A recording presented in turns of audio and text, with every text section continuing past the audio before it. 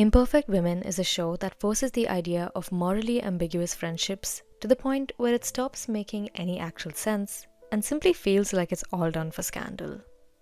The first season, which is based on the best-selling novel by the same name, has a cast who you can never forget.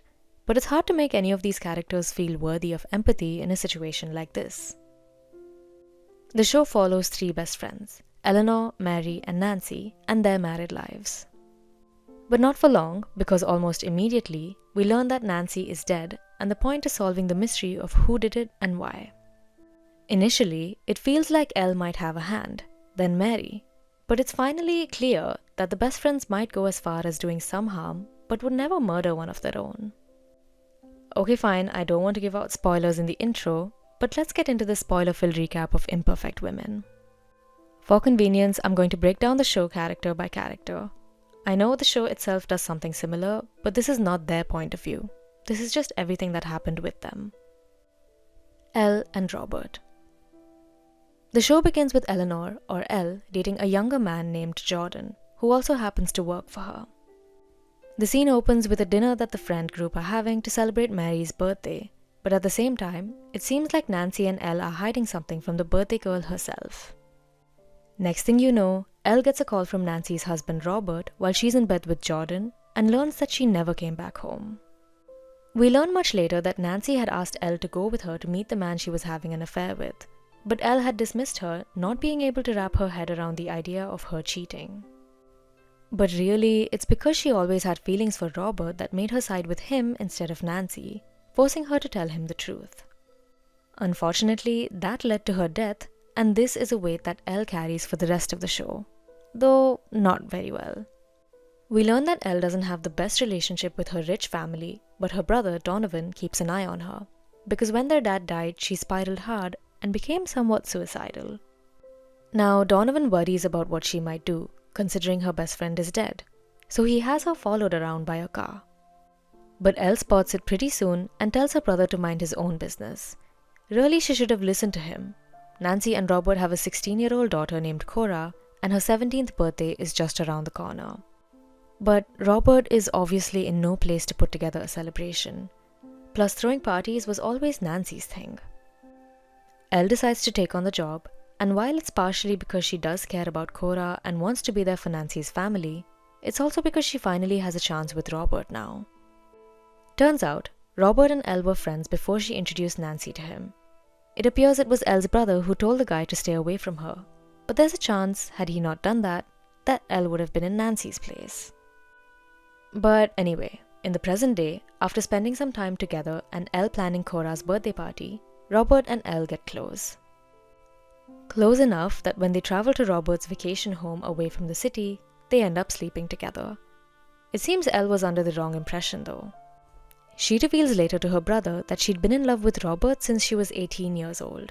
They came from the same pedigree, while Nancy needed a savior. But Robert never thought of Elle as anything more than an old friend. The only reason he sleeps with her is because he's lonely and sad. Pfft, excuses. But for Elle, it was far more. The thing we don't realize is that she would never do that to her friend if she wasn't fully sure of her feelings. Elle's been boxed out ever since Nancy and Robert were married, because she could never think about giving herself over to anybody like she did to Robert. This was her big mistake. She was stuck in the past, and so now that Nancy was gone, she finally got to try out what she wanted all this time. But it only leaves her disappointed. Ultimately, there's nothing here, and it takes the whole season for Elle to realize that it's high time she moves on. Yes, she left Jordan a long time ago, but he also doesn't help with her alibi. But it's all stuff to confuse us until we find out what really happened. Which is that on the day Nancy died, Elle decided not to help her and then later went to see Robert after he called and told her that his wife was missing. And she then told Robert that Nancy was cheating, even though it wasn't really her place to say. Also, an artist named David who painted a nude portrait of Nancy ends up getting arrested first for her murder with zero evidence. But hey, there's one picture of them together from a party, so I guess the arrest was justified. He was just someone who Nancy worked together with on a commission, but he does tell the ladies that Nancy had come to his party with a white man, though he has no recollection of him except for his race. Convenient way not to reveal the truth right there. David and Louise. Now, Howard, Mary's husband, doesn't have a job, and Mary asks Nancy to help out because she's rich and all that, so she does. Nancy and Howard end up working together on a ballet where she's like a consultant and he's the historical consultant, hoping to get a full-time job.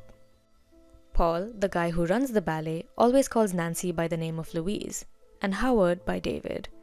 This is where the secret naming comes from. As a joke, Howard and Nancy sometimes refer to each other as the names they're called. Spending time at the ballet ends up getting them close, though Nancy already had too much on her mind to really care about the guy to begin with. At her famous New Year's Eve party, Nancy, who was already worried, found out that her husband was going to divorce her. While she tries desperately to talk to Robert for weeks, he continues to avoid her because he has money problems, which he ends up solving by paying off investors from his share of the trust fund. He wanted to protect Nancy, which is why he was looking at divorce as an option. But had he talked to her about it, she'd have reminded him that she really didn't care about money. Nancy grew up in a poor household with an alcoholic mother and abusive stepdad. However, she managed to take advantage, if you could call it that, of her stepfather's behavior by using his gifts to fund her ballet lessons. She was an excellent dancer, but her mother found out about the arrangement and tried to kill her in a car crash, leaving her traumatized forever, never able to do ballet again. Nancy's relationship with male figures is already disorienting, but Robert seemed to actually care for her, until he stopped, which is what freaked her out and led her to do something unexpected. She ended up having an affair with none other than David, that is Howard, her best friend's husband. This feels incestuous at this point. The affair went on until the ballet put on the show. The affair started about 4 weeks before Nancy's passing. But when Nancy found out from Robert that he was only trying to protect her with the divorce, the guilt took over and she broke it off with Howard. Only he didn't take it very well and threatened to tell Robert the truth. However, the same night, Nancy received naked pictures of herself on her phone, which Robert ended up seeing, so it was too late for her to explain.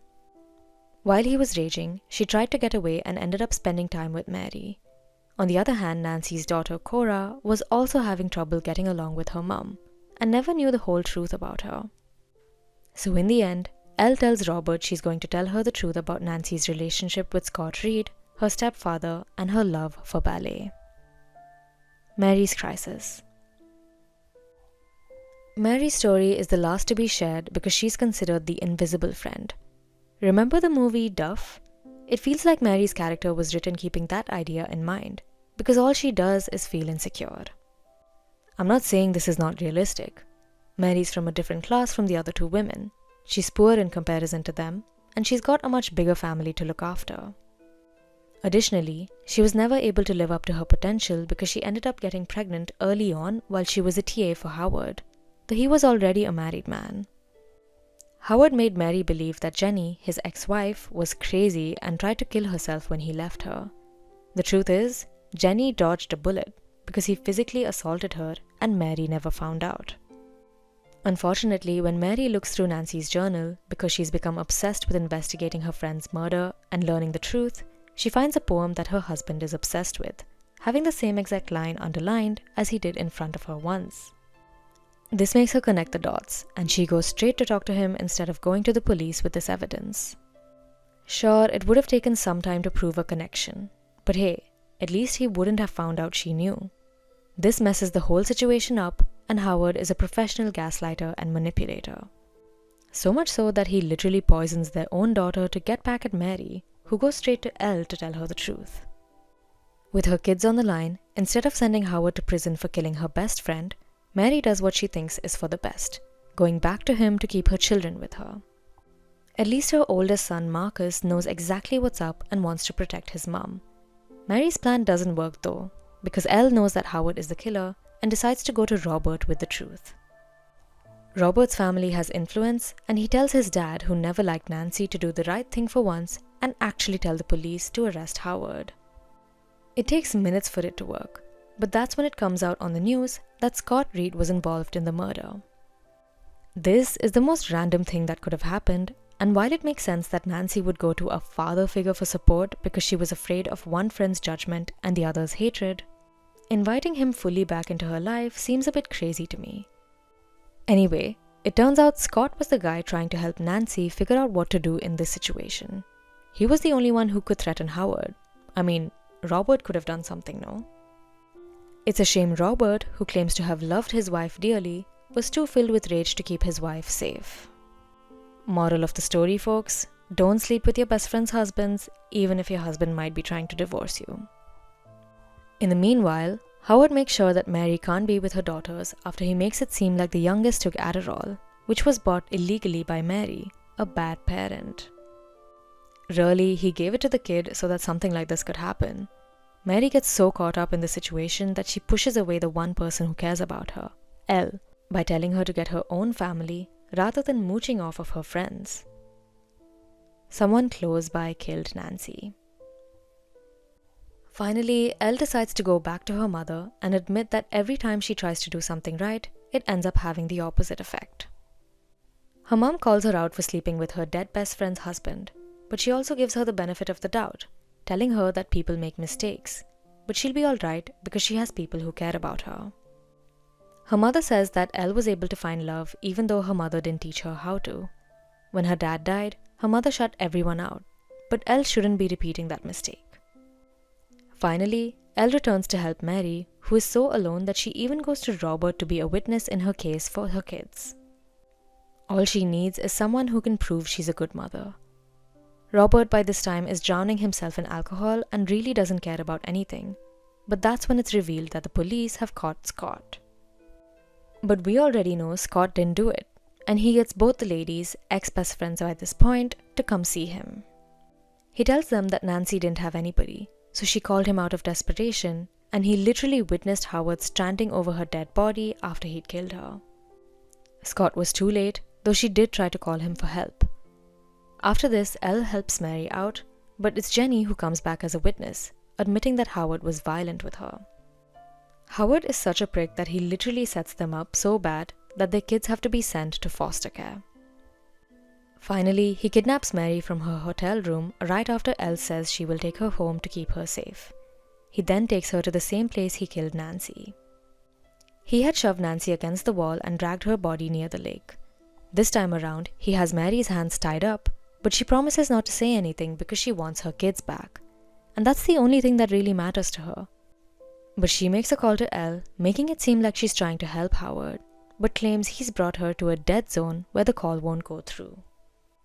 Really, it's a clue for Elle to come to the location because the cop who showed them the picture of Nancy's death also showed them the crime scene itself and called the area the death zone. By the time Elle reaches, Howard has stabbed Mary and choked her to near death. He wants to finish the job by stabbing her, but Elle drives straight into him, saving them some time. However, Howard comes back in a fit of rage. Mary manages to get the knife instead and stab him a gazillion times in his back until Elle stops her. She's taken to the hospital and Elle goes with her because they're family. In the ending of season 1, Elle has grown out her Bixie and found a partner, spending time with her loved ones, that is her brother now. In the meanwhile, Mary and Robert remain friends, it seems, because he's the one to bring out the cake for Juniper's birthday. While Elle and Mary hurt each other through the process of solving this mystery, we know that they still love each other. Or at least for now, according to Mary. Whoops. It seems Howard might have died from the stabbing, but alternatively, he's definitely in prison and Mary was simply in self-defense mode. But thank you for watching this video and do share your thoughts about imperfect women in the comment section below. Hit the like button and subscribe to our channel for your weekly dose of cinema and series. We'll see you in the next one, and for the time being, we're signing off. Bye!